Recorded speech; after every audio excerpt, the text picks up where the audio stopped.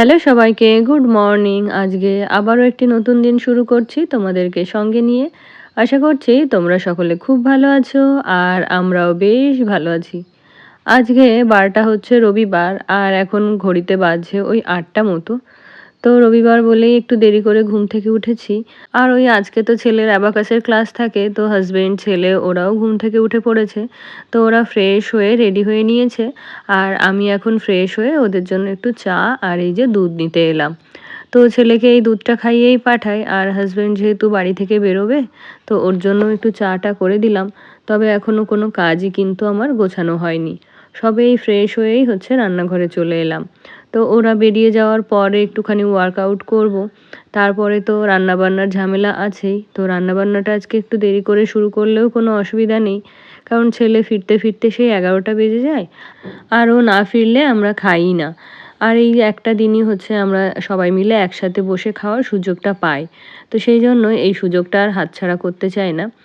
তো সেই কারণে যাই করি না কেন ১১টার মধ্যে যদি সকালের জন্য ওই ডাল ভাতটা করে নিতে পারি, তাহলে খুব একটা অসুবিধা হবে না। তারপরে তো বাজার এলে দুপুরের আলাদা রান্নাবান্না আছেই।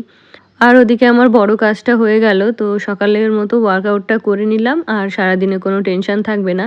আবার যদি সময় হয় তাহলে সন্ধ্যাবেলা একবার করে নেব। আর ওদিকে আমার যে টেবিল ম্যাটগুলো ছিল ওগুলো হচ্ছে গতকালকেই কেচে দিয়েছিলাম। তো ওগুলো খুব ভালোভাবে শুকিয়ে গেছে, তবুও একটুখানি রোদে দিয়ে রেখেছি। কারণ ওই জানলা দিয়ে কিছুক্ষণ পরে খুব ভালো রোদ আসবে। তো সেই রোদটা খাওয়ানোর জন্য আর কি জানলার উপর ওই ম্যাটগুলো দিয়ে রেখেছি। তো তারপরে চলে এলাম, এখন প্রত্যেকটা ঘর একটু ঝাড় দিয়ে নেব। যেহেতু এখন সকালবেলা পুজোটাও কমপ্লিট করে নেব, আবার রান্নাঘরে যাব, তাই ঘর তো মোছা হবে না, তাই ভাবছি কি একবারে ভালো করে ঘরটা ঝাড় দিয়ে তারপরে পুজোটা করে নিই। তো তারপরে বাসি কাজ সেরে স্নানটাও সেরে নিয়েছি। আর এখন ওই যে ঠাকুর পুজোটা করে নেব। আর জানো তো প্রত্যেক দিন সকালে যদি দিনটা এইভাবে শুরু করা যায় তাহলে কিন্তু বেশ ভালোই হয়। তবে ওই যে বলছিলাম যে সকালবেলা যেহেতু আমার অফিসের রান্না থাকে, তো সেই জন্য চাইলেও কিন্তু এরকম স্নান পুজো সেরে রান্নাঘরে আমার যাওয়া হয় না। তো আমার গত ভিডিওতে ঝুমাদি ভাই লিখেছে যে তুমি একদিন বিকালের রুটিন শেয়ার করবে, বিকাল থেকে রাত পর্যন্ত। হ্যাঁ দি ভাই, অবশ্যই চেষ্টা করব বিকালের রুটিন একদিন শেয়ার করার। আর কি বলতো, আমাদের হচ্ছে বিকালের দিকে সেরকম তো কোনো কাজ থাকে না। যতটুকু যা কাজ থাকে ওই দুপুরের মধ্যেই কমপ্লিট করে নেওয়ার চেষ্টা করি। তো সেই জন্য বিকালের ব্লগ আর কি তোমাদের সাথে শেয়ার করা হয় না। তবে আমি অবশ্যই চেষ্টা করব একদিন বিকাল থেকে রাত পর্যন্ত আমি কি কি কাজ করি সেগুলো তোমাদের সাথে শেয়ার করার জন্য। তো তারপরে পুজো সেরে এই যে রান্নাঘরে চলে এলাম। আর এখন তাড়াতাড়ি করে ভাত ডালটা বসিয়ে দেব। আর আজকে যেহেতু রবিবার, দুপুরবেলা একটু ভালো মন্দ রান্না হবে। তো সেই কারণে সকালের যে খাবারটা একদম সিম্পল রাখার চেষ্টা করছি। তো আমার হাসব্যান্ডের পছন্দের খাবারের মধ্যে কিছু খাবার হলো, যেমন আলু সেদ্ধ, মিষ্টি আলু বাটা, আলু ভাজা। তো সেই ধরনেরই আজকে কিছু একটা করব। তো এদিকে দেখো চাল আর ডালটা ধুয়ে এই যে বসিয়ে দিলাম। আর আজকে ভাবছি আলু সেদ্ধ আর করব না, একটু আলু ভাজাই করে দিই। আর তার সঙ্গে ডাল থাকবে। আর হাসব্যান্ডকে বলে দিয়েছি যদি কুমড়ো ফুল পাই তাহলে বেশি করে কুমড়ো ফুল নিয়ে আসতে। কারণ ওই যে আমার ছেলে, এখন ওকে ২-১ দিন দিয়েছিলাম কুমড়ো ফুলের বড়া করে। তো ওটা যেহেতু আমি চালের গুঁড়ো দিয়ে ভাজি, সেই জন্য ভীষণ ক্রিস্পি হয় খেতে। আর ও কিন্তু ওটা খেতে ভীষণ পছন্দ করে। তো এখন কি হয়েছে, প্রত্যেক বেলা খাওয়ার সময়ই হচ্ছে কুমড়ো ফুলের বড়ার জন্য বায়না করে। তো আজকে বলে দিয়েছি যে একটু বেশি করেই আনতে, যাতে কয়েকদিন হয়ে যায়। তো সেই জন্যই আর কি আজকে ডালের সঙ্গে শুধুমাত্র এই আলু ভাজাটাই করছি। আর ঘরে বেশ কিছু টমেটো ছিল, তো ভাবছি আজকে একটু টমেটো দিয়ে চাটনি করব। টমেটো তো আমার থাকেই, কারণ আমাদের প্রত্যেক দিনই বলতে গেলে টমেটোর ডাল খাওয়া হয়। তো সময় করে যে চাটনিটা করব সেটা আমার আর করাই হয় না। তো আগের দিনই ভেবে নিয়েছিলাম যে কালকে যাই হয়ে যাক না কেন একটুখানি চাটনি আমি করবই। তো এদিকে দেখো সকালের জন্য এখানে একটু টমেটো আর আলু ভাজার জন্য আলু কেটে নিয়েছি। আর এখন হচ্ছে রান্নাগুলো বসিয়ে দেব। না হলে সব সবজি তরিতরকারি যদি একবারে কেটে রান্না বসাতে যাই তাহলে কিন্তু দেরি হয়ে যাবে।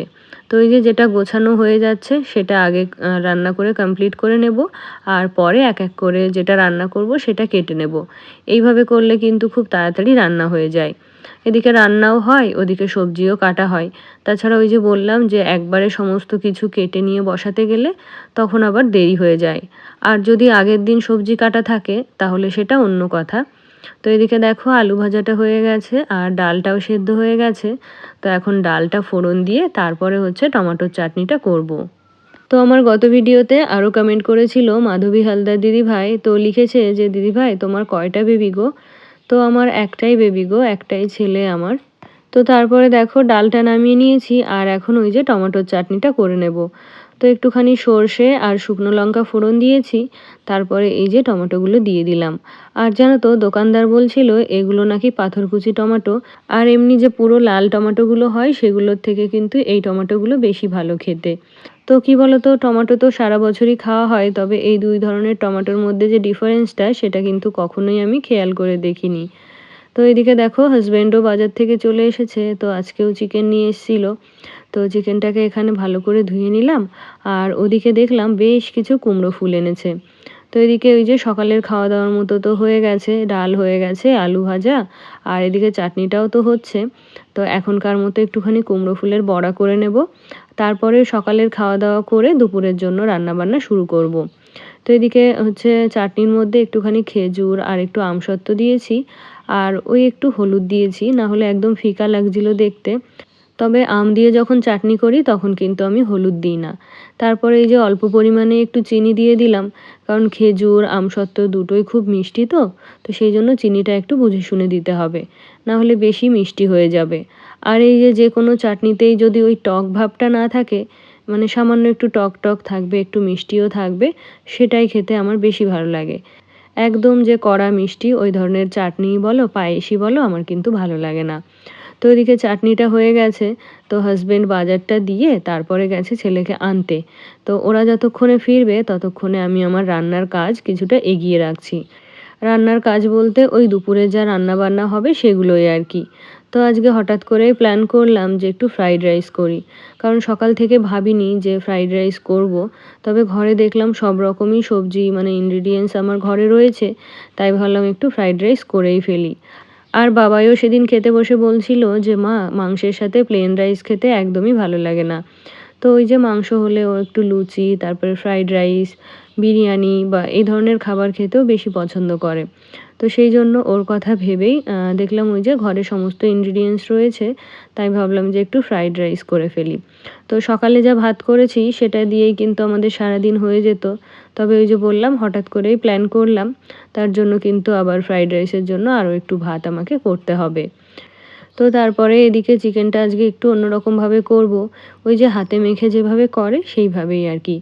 তো ফার্স্টেই দিয়েছি একটু গরম মশলা থেতো করে, তারপরে এই যে নুন, হলুদ, লঙ্কা গুঁড়ো, টক দই, আর দিয়েছি আদা রসুনের যে পেস্টটা, আদা রসুন লঙ্কা জিরের যে পেস্ট সেটা।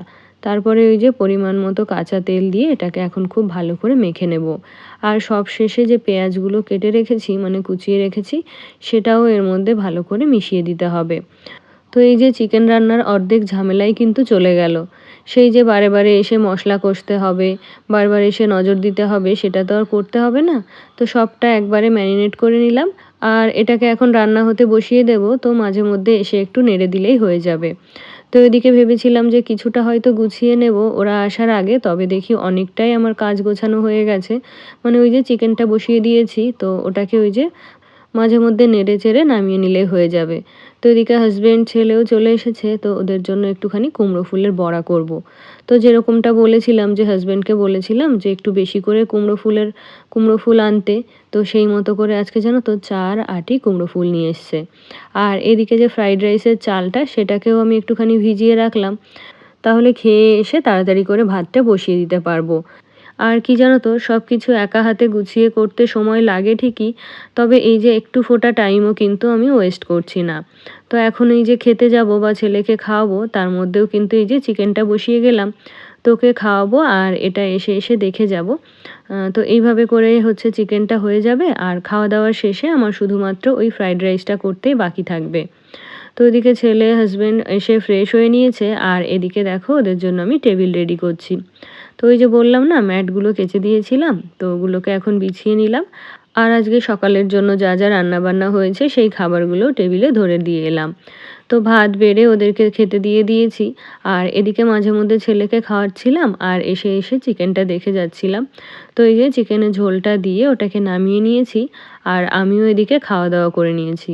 তো আমি খেতে যাওয়ার আগে একটুখানি জল ফুটতে বসিয়ে দিয়ে গেছিলাম এই রাইসের জন্য। তো এই যে ভিজিয়ে রাখা চালটা ধুয়ে এই যে এর মধ্যে দিয়ে দিলাম আর সঙ্গে একটু নুনও দিয়ে দিলাম। আর জানো তো আজকে আমাদের বাড়িতে এই কাজু বাদামের ক্রাইসিস। তো রাইস করতে গিয়ে দেখি কাজু নেই। তো ওই মিক্সড ড্রাই ফ্রুটের মধ্যে যে কাজুগুলো থাকে সেখান থেকেই কিছু পরিমাণ কাজু আমি নিয়ে নিলাম। আর কিশমিশটা ছিল অ্যাভেলেবেল, তবে কাজুটা ছিল না। তো তারপরে দেখো কড়াইতে একটুখানি ঘি দিয়েছি আর তার সঙ্গে কিছুটা সাদা তেলও দিয়েছি। তারপরে ওই যে একটু গোটা গরম মশলা দিয়ে যে সবজিগুলো কেটে রেখেছিলাম মানে গাজর আর বিনস, তো সেটাকে দিয়ে এখন ভালো করে মিশিয়ে নেব। আর ফ্রাইড রাইসের এই পার্টটাই আমার জানো তো ভীষণ ভালো লাগে। কি সুন্দর দেখো কালারটা চেঞ্জ হয়ে যাচ্ছে। আর এই সাদার মধ্যে যখন সবুজ কমলা রঙের এই ভেজিটেবলগুলো দেখতে পাই তখন আরও বেশি ভালো লাগে। তো তারপরে সামান্য একটুখানি চিনি দিয়েছি আর এক্সট্রা ফ্লেভারের জন্য এখানে একটু গোলাপ জল আর কেওড়া জল আমি মিশিয়ে দেবো। তো আজকে রাইসটা খুব বেশি পরিমাণে করিনি, ওই 500 গ্রাম মতো চাল ছিল, তো ওটাই করে নিয়েছি। তো আমাদের দুবেলা খুব ভালোভাবে হয়ে যাবে। তো এদিকে আমার রাইসটা রেডি হয়ে গেছে। তো চলো এবারে বাকি কাজগুলো গুছিয়ে নিই। আমার গত ভিডিওতে আরও কমেন্ট করেছিল সুপ্রিয়া দিভাই, তো লিখেছে যে দিভাই তোমার রান্না দেখে আমিও অনেক কিছু ট্রাই করি। আচ্ছা তাই? জেনে খুব ভালো লাগলো গো। আর আমিও জানো তো রান্নায় খুব একটা এক্সপেরিমেন্ট করি না, কারণ সেটা আমি খেলেও হাসব্যান্ড ছেলে ওরা কিন্তু খেতে চাইবে না। আর আমার এই যে নিজের রান্নাবান্না আমার নিজেরই জানো তো রোজ রোজ একই টাইপের রান্না করতে ভীষণ বোর লাগে। আর নতুন রান্না যে ট্রাই করব তারও কিন্তু কোনো সুযোগ নেই। ওই যে যদি একটু এদিক ওদিক হয়ে যায় তাহলে কিন্তু ওরা কেউ সেটা খাবে না। তো তারপরে দেখো রান্না তো কমপ্লিট। আর এখন ওরা একে একে স্নান করবে আর আমার তো সকালে স্নান পুজো সব হয়ে গেছে।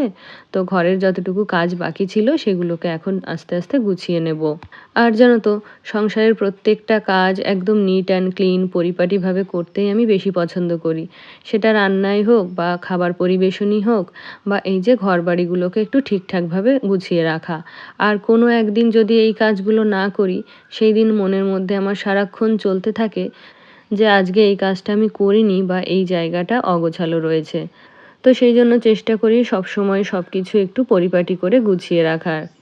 তারপরে আমার গত ভিডিওতে আরও কমেন্ট করেছিল বন্দিতা অ্যান্ড মাদার্স ব্লগ থেকে। তো দিদিভাই লিখেছে তোমার ভিডিও দেখতে খুব ভালো লাগে। থ্যাংক ইউ দিভাই, অনেক ভালোবাসা রইল।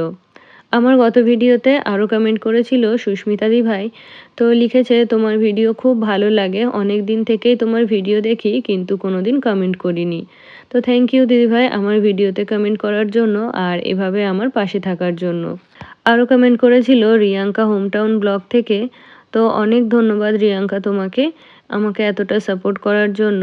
তো তোমরা যারা আমার ভিডিওতে কমেন্ট করেছো বা যারা আমার ভিডিও দেখছো তোমাদের সকলকে জানাই অসংখ্য ধন্যবাদ আর অনেক অনেক ভালোবাসা। তো তারপরে দেখো হয়ে গেছে আমাদের লাঞ্চের টাইম আর সুন্দরভাবে আজকের লাঞ্চটাকে সার্ভ করেছি।